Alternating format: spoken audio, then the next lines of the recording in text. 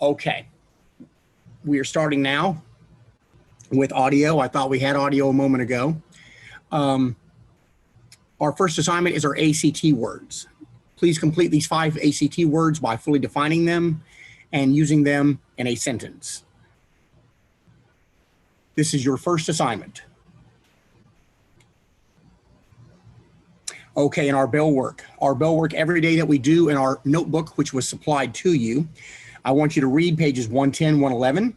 Analyze and critique in your bell work section the failure for the reasons of Reconstruction. Shouldn't take you more than about 5 or 6 minutes. Do that and then move on.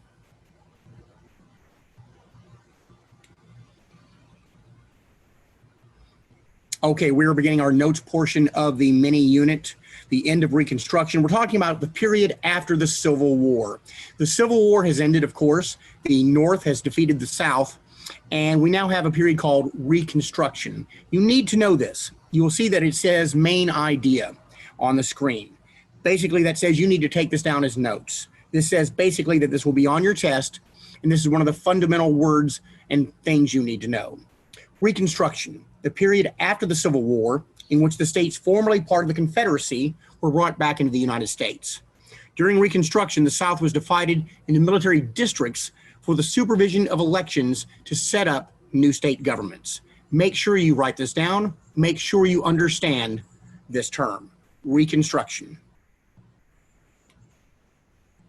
Okay, many people did not want to have the South come back together. The Southerners wanted more control back, okay? And they became known as Redeemers, another main idea here. Redeemers, Southern Democrats who sought to regain control of the South from Northern Republicans. The KKK, they had special groups like the KKK that intimidated voters to attempt to regain control. So there was a lot of opposition to the coming back together of America.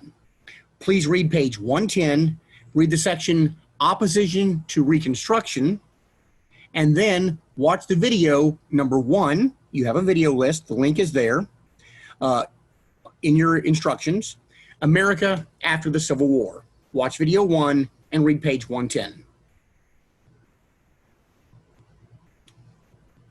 Okay, the North tried to enforce Reconstruction with the Reconstruction Amendments.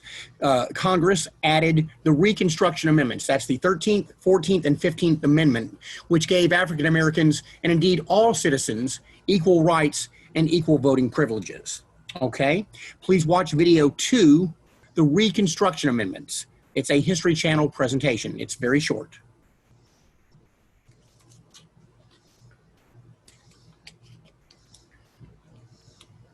Okay, now you do your assignments when you want to do them. You can do them all at once, or you can do them however at your leisure, but it must be done by the end of the week. Right now might be a good time to take a break and do assignment number 1, which is your mini unit vocabulary terms. Not the ACT words, that's your original assignment. This is the first main assignment, the mini unit vocabulary terms in your assignment list.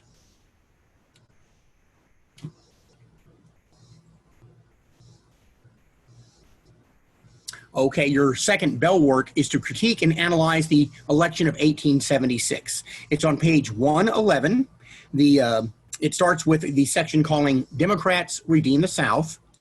I want you to tell me all about the election of 1876, who the candidates were, what the issues were, and how it was resolved. Give me a strong overview, at least 1 full paragraph in your bell work section.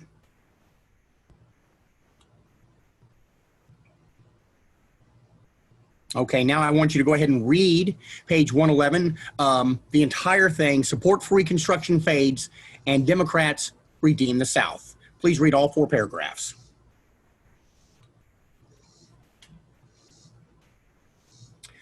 Understand that there was a lot of harsh feelings from the South towards the North. The Southerners believed that the Civil War was a very just war, and that it was far more about the rights of individual states than it was about slavery. The northern states and the southern states were very, very different. And the southern states believed that the northerners, they called them Yankees, they believed that they were inherently bad, okay? Many southerners also believed that the slaves even though, yes, they were enslaved, that they were treated well and they were very loyal to them. So you can see the perception of the Southerners towards the North. There was a big disconnect here and a lot of harsh feelings that remained even after the Civil War ended. The South was extremely different. They had a lot of different views in terms of education, in terms of everything, but they also had different types of jobs. Whereas the North was primarily factories, the South was primarily farming. However, the production of cotton, which was grown a great deal in the South, the textile mills making clothing, they tried to change the South Carolina economy with a lot of textiles mills. It became known as the South Mill Economy. And it was efforts by the North to change the Southern economy from agriculture to building factories and clothing mills. And it didn't really work. And once again, it created a lot of harsh feelings from the South towards the North. Attempts to build factories that failed in the South. Okay, the predominant form of work, however, by the former slaves, African Americans, now became known as sharecropping. Okay, they are now free, but they started doing sharecropping. It was the dominant form of agriculture in the post-Civil War South. Now, what is sharecropping? It is where the owner, generally white, would allow a tenant to use the land in return for a share of the crops produced on the land. So, for example, a former slave owner would rent out his land to his former slaves who are now free, and the slaves would work, the former slaves would work the land, and in return, the property owner would get 30, 40, 50% of the crop, okay? And this was very harsh terms, and it kept the former slaves who are now doing sharecropping, it kept them very, very poor.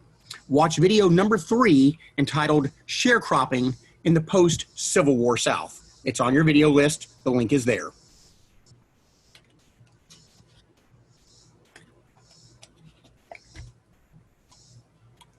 Okay, things were really made worse by the Hayes-Tilden election of 1876. And this is one of the main parts of your test. This is one of the main parts of our unit.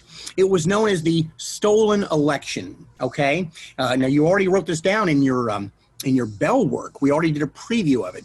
But you'll understand that Sam Tilden won the popular vote, but he did not, he was from the South, but he did not win the electoral votes to become president.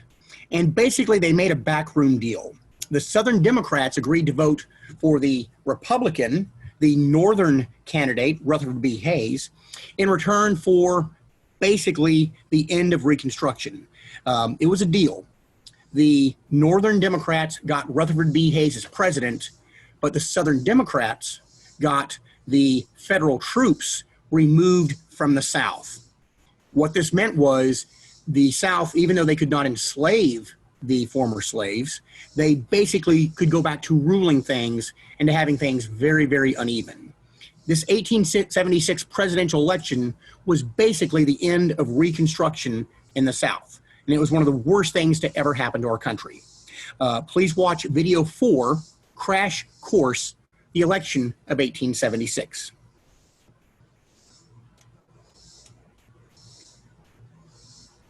Okay, with the federal troops gone, they started having Jim Crow laws. Okay, you've heard this term before. It was separate but equal. But the fact of the idea, it was anything but separate but equal. This landmark decision by the U.S. Supreme Court, Plessy versus Ferguson, said that the constitutionality of racial segregation, keeping African Americans and Caucasians separate for public facilities, were okay, as long as these separate facilities were equal, a doctrine that became known as separate but equal. Otherwise, it became known as Jim Crow laws. Now, I want you to look at the cartoon on your left there. There are 2 water fountains, one entitled White, one entitled Black. Now, you tell me, this is a fictional representation, but it's also, in a lot of cases, pretty accurate. You tell me if those are equal quality water fountains. The one on the left for White's clearly very palatial, very nice, probably very clean. And the one on the right appears to be a much older, much more rudimentary, probably not as clean, water fountain for African Americans. You notice also it's a hand crank. So the Jim Crow laws were anything but separate but equal, and they were very prejudiced against African Americans. Without the federal troops in the South to enforce proper laws, the Southern Democrats, primarily white, would get their way. So you see, Reconstruction is not ending well at all, okay? Not only that, but also Southern whites tried to prevent blacks from voting. This was called disenfranchisement. Once again, you see main idea. Once again, you see main idea. You need to know this term. Make sure you write it down.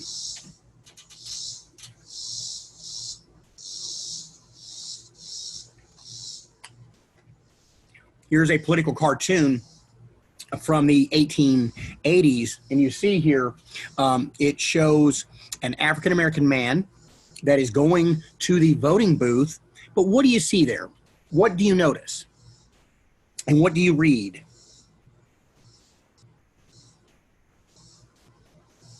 Okay, you notice the African-American man. Does he seem like he's threatening? No, he's older, obviously. He's hunched over. He's trying to go to the ballot box. He wants to, but what is confronting him before he puts his vote in? Well, you see not one, not two, but three white men, very, very unfriendly, very unhappy. You'll see them looking at him very sternly. One has a gun and another has a whip. Now, you tell me, just how intimidating would that be to an elderly African-American man who was hoping to vote? Senator Gilman in Congress, as you see on the bottom quote, he was very open about it. He said, "We do our best to keep every Negro in our state from voting."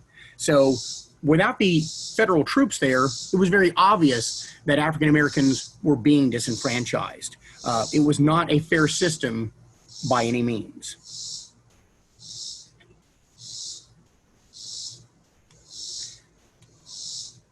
Think about all the ways that African Americans could have been prevented from voting. Here's an example here, lynching. A lot of times that African Americans would be lynched and hung, and as African Americans were walking to the polling place, they would see this.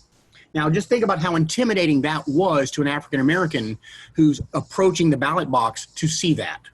Okay, this is just one of many ways that African Americans were intimidated. Okay?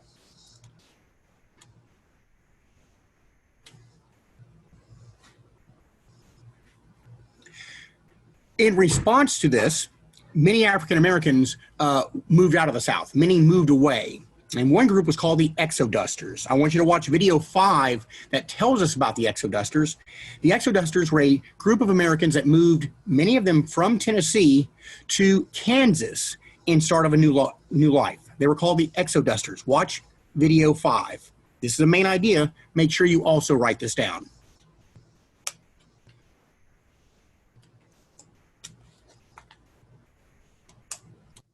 The man in charge of the Exodusters was known as Pap Singleton. Make sure you know him. He led the Exodusters in their first year in Kansas, which was a very, very harsh winter under very primitive conditions, as you saw in that video. Pap Singleton led the Exodusters. Main idea.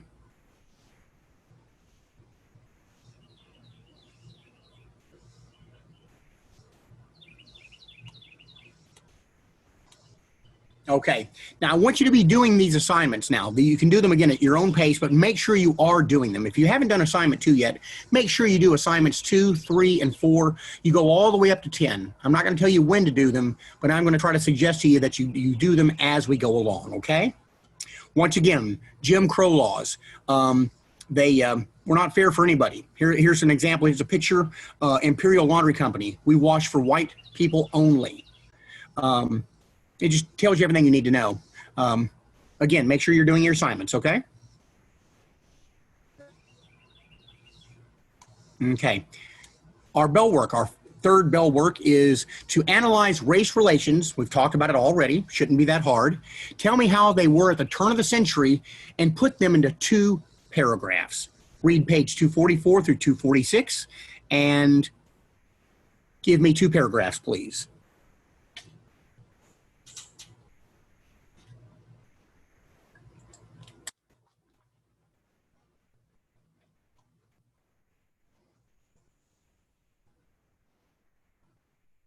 Make sure you read that entire section, page 244, 245, 246.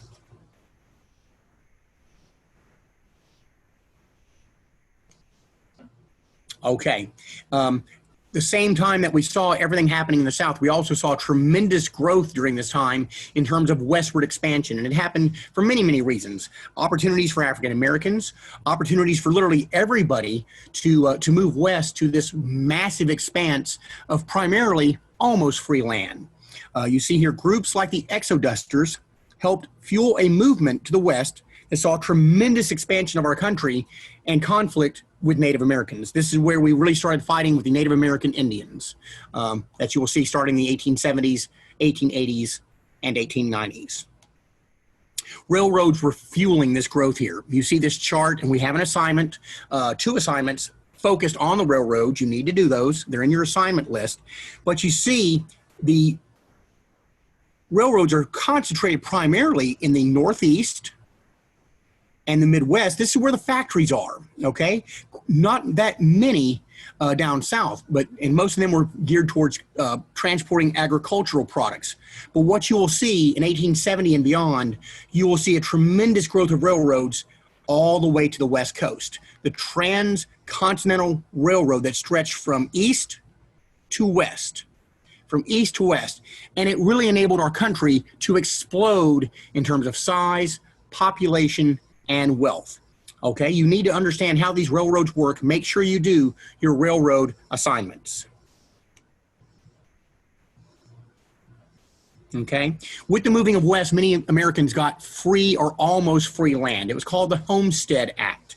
The Homestead Act, you need to know that. People went there in search of better freedom, more free land, and more opportunity. The Homestead Act made this westward expansion possible, okay? I want you to watch video 6 on your video list, the Homestead Act Explained. It's only about 3 minutes.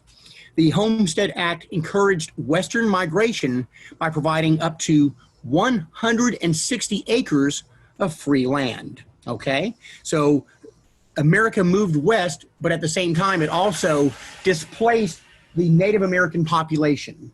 It displaced the Native American population. And that led to even more conflict with Native American Indians. Okay, watch video 8 as well. This is the Dawes Act, which actually made it legal and gave the government authority to move the Indians out. All remaining land that the Indians had, quite literally, was taken away from there. This was a horrible act. It was called the Dawes Act of 1887. Please watch video 8.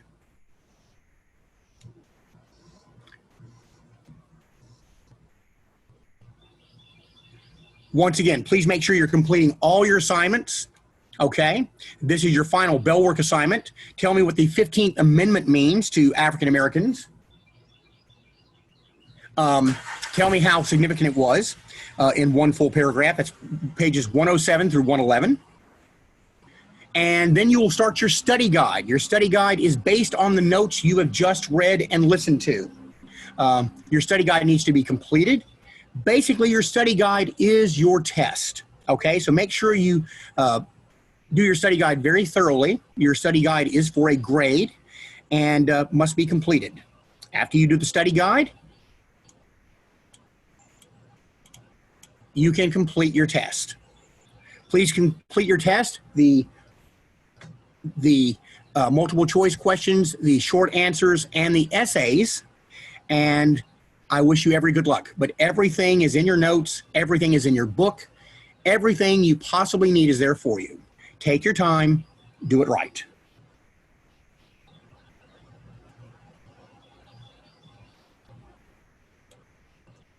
Once again, make sure all assignments are completed. Complete your study guide, complete your test. Complete the ACT words and your bell work and notebook assignments. Send everything in to efflers@rcschools.net or submit it through Kitum. If you have any questions, send me an email right here, efflers@rcschools.net. I'm sure you did fantastic. I want you to have a great day, and thank you very much.